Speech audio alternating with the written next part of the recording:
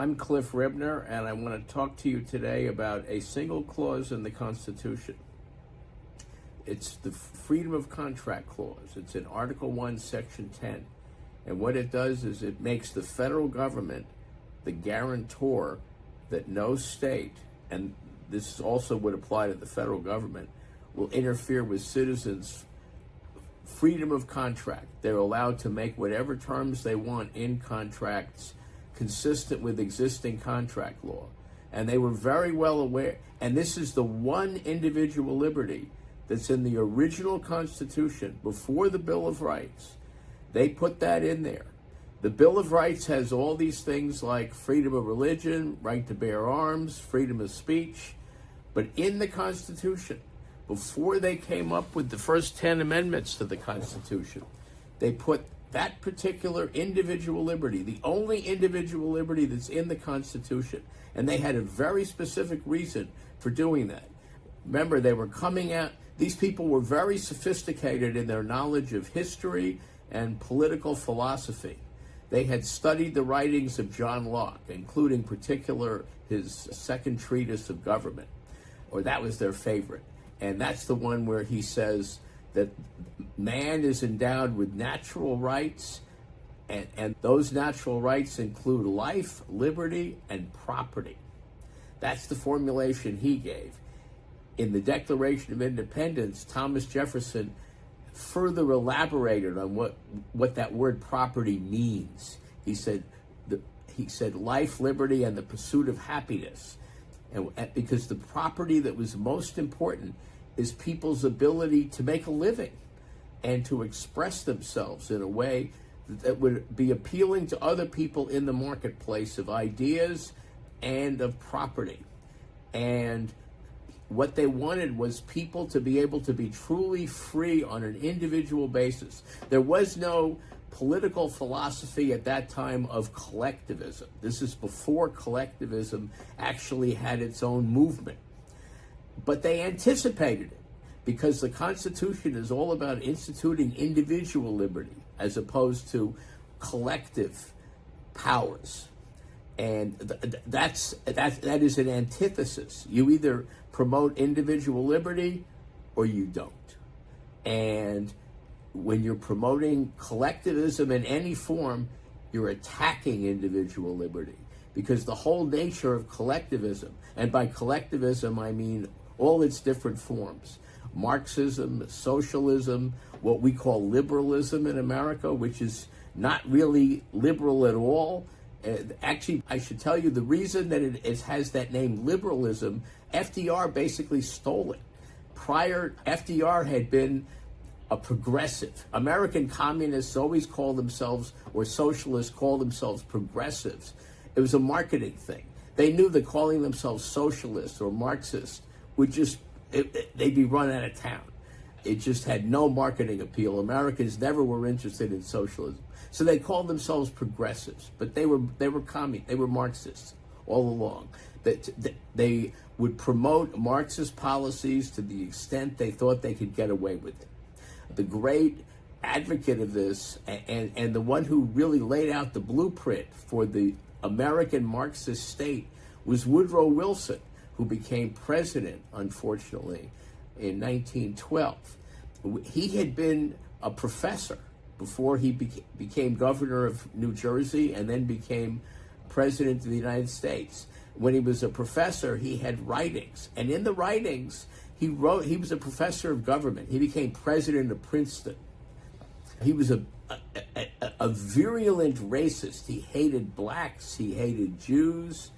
In fact, to give you an idea what a racist he was, after the Civil War, the one institution in this country that was completely integrated, no difference between blacks and whites, was the federal workforce. The Army, the Navy, all of them, to the extent that there were federal bureaucracies then, and there really weren't a lot of them. But every federal employee, it was completely race neutral. Woodrow Wilson changed all that. That's when the federal government became split between blacks and whites. And the military remained that way until after the World War II. There were black divisions, black battalions There were everybody who fought in World War II fought in an either all black or all white group. That's the way it was set up, thanks to Woodrow Wilson. That's what a racist he was, and they kept it that way until after World War II. I guess they were just finally embarrassed by it, because it really was disgusting. But anyway, he's the guy who came up with the great ideas of the Democrat Party. He laid it all out, of all these federal bureaucracies, which would be packed with so-called experts who were supposedly neutral, and they would show people how to live every detail of their life. He knew it was all completely unconstitutional. He admitted it. But that's the way he wanted it. It's just like the Soviet Union, actually. Although this is before there was a Soviet Union, he was advocating this stuff. Anyway, the freedom of contract is the one individual liberty that's in the Constitution, which is a document which was dedicated to creating a government which could serve us as American citizens in a republic dedicated to individual liberty. And they knew there were lots of ways individual liberty could be taken away. It could be taken away by a tyranny of the majority. That's why we have things like the Electoral College. It's in there for a lot of reasons. A lot of politicians today, mostly on the left, make fun of it. But it's there to minimize the risk of voter fraud, for one thing. But it also is set up so that we remain a republic of states. Each state is supposed to be an individual sovereign part of the government.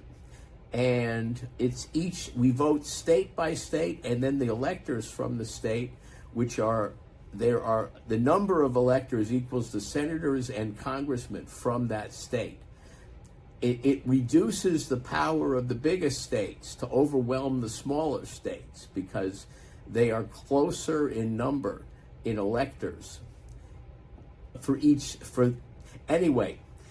It has multiple reasons, and that's not really the subject of this video. But freedom of contract, why it's so important. It's the one individual liberty, Article 1, Section 10. And it's only part of that article, but it's in there, and it's the one individual liberty in the original Constitution. And the reason it's there is because our founders, as I said, were coming out of a world that existed before them. And in that world, previously, before the United States, there was a thing called serfdom. And serfdom had existed throughout Europe.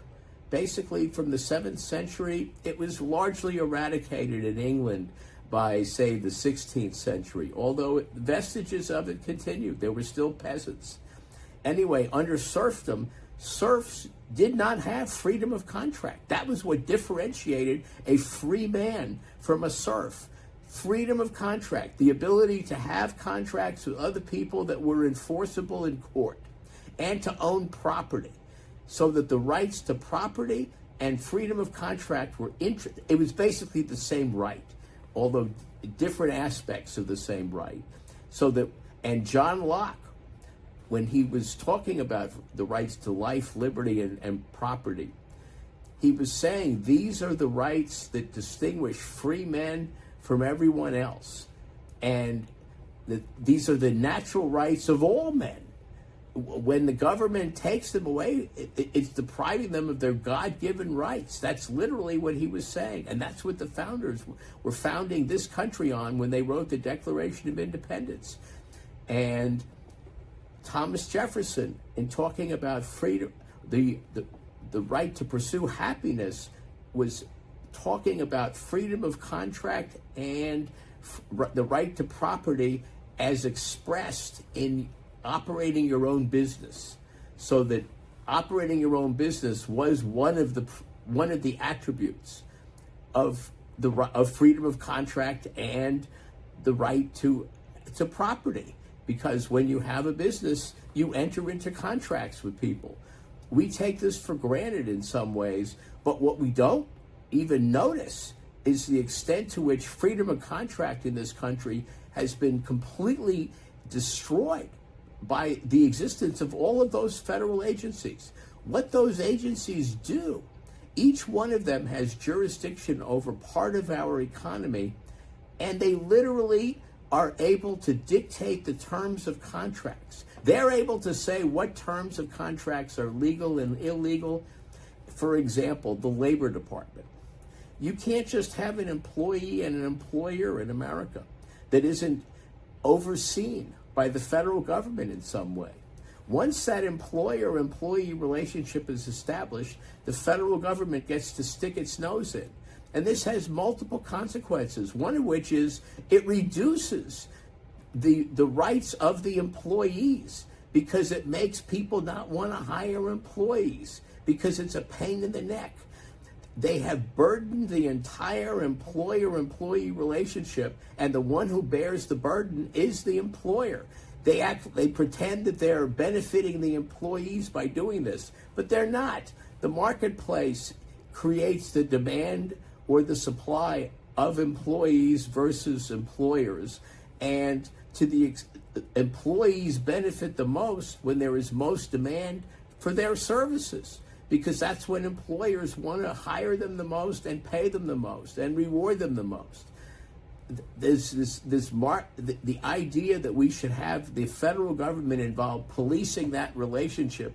It's a completely collectivist notion. It's Marxist, and because it assumes that employees are basically slaves of the employer. It's a nonsense idea. Of course they're not slaves. Do you think you're the slave of your employer? Aren't you happy if you have a job, that you have a job, and that you have the opportunity to have other jobs available to you? That's what it means to have a free employment market, when there are as many jobs as possible, and the presence of the Labor Department and all these other departments that intrude in the employer-employee relationship. They simply burden it and make it more difficult for employers to have employees, making them less interested in it. And ultimately, it's the employees who pay for that, because someone has to pay for the cost of that whole operation.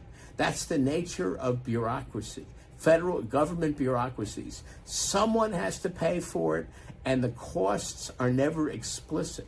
They always are born somewhere under the table. That's why the communists loved it, because it was endless power over the market. Anyway, freedom of contract is in the Constitution, and the way it's written, the federal government is guaranteeing that the states will never disturb it. But as the policeman of that over the states, it would be even worse if the federal government violated it. And both of them do now, constantly. Now, they have the Supreme Court has been rationalizing the taking of the right to freedom of contract by claiming that the Interstate Commerce Clause, it's also in Article 1. It's in Article 1, Section 8, not Article 1, Section. Article 1, Section 10 is where freedom of contract is. Article 1, Section 8, one of the powers given to Congress to legislate is the Interstate Commerce Clause. But in the Federalist 42, James Madison, who was the principal author of the Constitution, wrote about what that clause is all about. And the last thing it was empowering the federal government over the citizens and over the businesses. In fact, it was the opposite. It was to give the federal government, he called it a supervisory power over the states. And the states were agreeing to this because the Constitution was a contract. And when they created the Constitution, they were agreeing to be policed in this manner. And what it does is it gives the federal government the power to prevent the states from bullying businesses from out of state. In other words, if New York is bullying a business from Massachusetts, which is what was going on before the Constitution, that sort of thing. That's exactly what they wanted to prevent. And in the Federalist 42, James Madison says that's why that clause is in there, to prevent that. And it's not in there to impair freedom of contract. Freedom of contract is the most sacred right. It's part of the right to life, liberty, and property. And it's the only part of that that's actually expressed in the text of the Constitution. Now, the Supreme Court has recognized that the Declaration of Independence, which describes why they were fighting a revolution for us, it was to preserve, to prevent the government from taking away our life, liberty, and property. And because we were empowered with that as natural rights, the Supreme Court, in a case called Allgaier v. Louisiana, recognized that those rights that for which they fought in the Revolution are part of our Constitution, as preserved in the 14th Amendment. So the 14th Amendment textually makes clear, both in the Privileges and Immunities Clause and in the Due Process Clause, that all of those rights for which they fought the revolution in the first place are part of our Constitution, guaranteed by the Constitution. And freedom of contract is one of those, but it's not just in the Declaration of Independence. It's the only one referred to in the Constitution itself, before the Bill of Rights, and even not in, and even after the Declaration of Independence. Anyway, the founders realized that individual liberty is what liberty means, and collectivism, which they weren't even dealing with at their time, that became the great enemy of individual liberty afterwards, when the French Revolution became a collectivist enterprise, and they were terrified of that revolution was going to have an effect here in America, because part of France was right next door in Quebec. This was a big concern during the Adams administration in particular. Jefferson was kind of a fan of the French Revolution, and that was part of the friction between him and Adams for many years. But Jefferson ultimately would never have wanted the collectivism of the French Revolution imposed on us either. He was a huge advocate for a strict reading of both the Constitution and the Declaration of Independence, which of course he wrote, or he was the primary author of it. Anyway, I'm Cliff Ribner, and if you like what I have to say, let people know about my videos and about my website, cliffordribner.com, and about my book, Freedom's Last Stand, where I go into all of these things in much greater detail. Thank you.